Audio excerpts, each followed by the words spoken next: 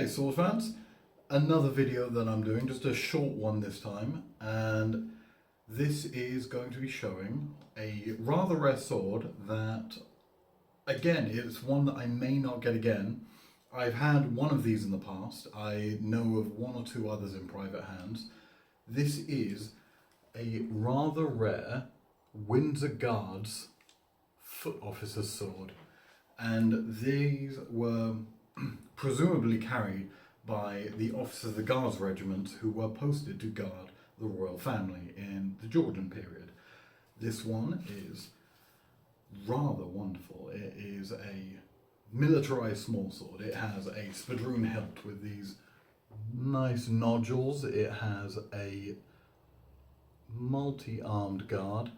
It has this little flaring section, which is also more often seen on Honourable Artillery Company swords. But yeah, it's just a wonderful sword.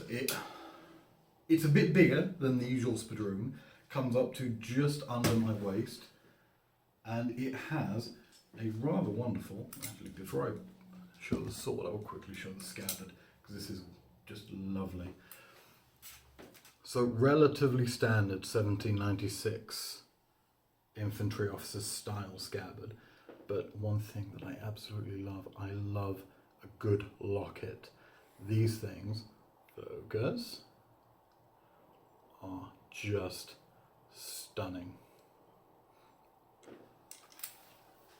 And this scabbard is just in incredible condition. It has had some restitching done to it, but it is all surprisingly original. So, onto the sword. It has the guard that I showed before. It has a lovely wire-wrapped grip. There we go. Really nice urn pommel with multiple sections of engraving there. This sword still has most of its gilt as well, which is just lovely to see. Usually the gilt rubs off. This originally would have been a very vibrant blue and gilt, but as you can see, about here, the bluing has worn away. Let me see if I can adjust my lighting. There we go. The bluing has worn away somewhat, coming down to this polished section here, and it is still somewhat sharp. That was not a good idea.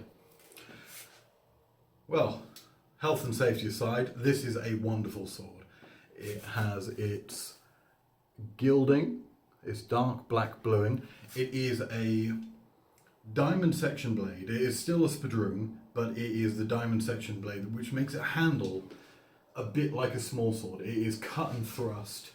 It has a back edge, which is rather nice. For example, this is a broadhord, a backsword bladed 1796 infantry officer sword, and as you can see, it has no blade on the edge until you get to the last few inches. And that is a Scottish manufactured sword, which is more often they have broadsword and backsword blades rather than the traditional English ones or the ones manufactured in Germany. This sword, it handles wonderfully. Hopefully this sound appears on camera, but it has a good swish on the backswing as well. It feels great. It has quite a large grip actually. You could wear a gauntlet in this, a hefty leather glove. And it is still in spectacular condition. There is an age-related staining, but it has been a pleasure to own this sword. I've had it for about 2 years, and it's a lot better than the one that I had before. And this is actually leaving me. Well, by the time this video goes out, it'll have been gone for a few days. But it is sad to see it go.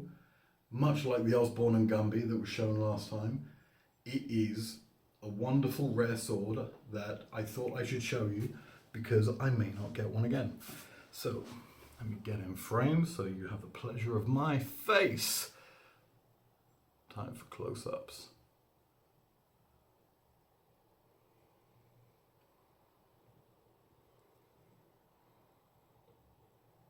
Again, these nodules up here are also more often seen on Georgian Honourable Artillery Company swords. And these Windsor Guard swords, as they are known, or Windsor Foot Guard swords, have them, as well as this multi-bar here, which is rather delightful. Sort of reminiscent of the older English officers' basket hilts. Do I have one to hand?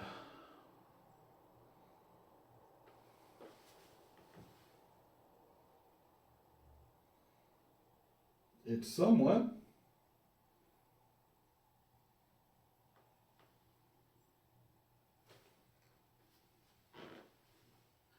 This is the problem when you have 200 swords in a room.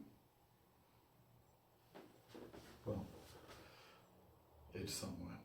I will do a video on the sword I'm referring to because, again, is one that I might not get again. It's gorgeous. So, this is the 1780s approximately Windsor Foot Guards officer's sword. This is a Spadroon with a wonderful double-edged diamond section blade. Oh, and also it has, rather delightfully, this is a feature that occurs on quite a few German blades, but it has, if you can see that, "For My Country and King" on the blade. And it's a wonderful patriotic piece, just full of wonderful details, and I hope the new customer enjoys. Okay, sword fans, hope you enjoyed that. You take it easy. Look forward to showing the next sword in the next video.